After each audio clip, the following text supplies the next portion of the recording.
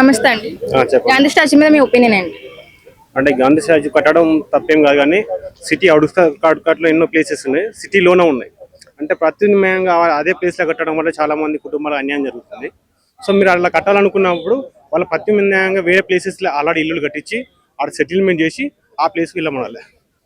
Morning చేసి నిర్దేశంగా వెళ్ళమనడం correct కాదు. So దీని ద్వారా సీఎం గారికి మైనస్ అవుతుంది. రాబోయే ఫ్యూచర్లో కూడా ఏంటంటే కాంగ్రెస్ పార్టీకి అనేది చాలా మైనస్ జరుగుతుంది. ఓటింగ్ పర్సెంట్ కూడా మునుపటిలాగా రాదని నా ఒపీనియన్. ఆ స్టాచ్యూ వల్ల యూజ్ ఏం లేదు, మీరు తప్పేం లేదంటున్నారు కదా. సో చాలా కుటుంబాలు అయితే రోడ్డును పడ్డాయి. సో దీని గురించి ఏం చెప్తారు? అది రాంగ్. ప్రజలకు చాలా మైనస్, అది ప్రజలకు మైనస్, వాళ్ళ పార్టీ కూడా చాలా మైనస్. ఇది టీఆర్ఎస్ పార్టీ చాలా ప్లేస్ అన్నట్టు. సో ఇన్ని కుటుంబాలు బాధపడుతున్నా కూడా మీ ఏడిపోయిన ఎదుగుదల అన్నట్టు సీఎం రేవంత్ రెడ్డి గారు అనడం జరిగింది. సో దీని గురించి మీరేం చెప్తారు? అంటే అది పైచాయిక ఆనందం అంటారు. అలాంటి నిర్ణయాలు తీసుకోవడం అనేది కరెక్ట్ కాదు. ఎందుకంటే ప్రజల యొక్క నిర్ణయాలను, ప్రజల యొక్క సంతోషం వెలుస్తూ రాజకీయం అనేది చేయాలి. ప్రజల యొక్క ఏడుపులతో చేసిన ఏ పార్టీ కూడా శాశ్వతంగా ఉండదు.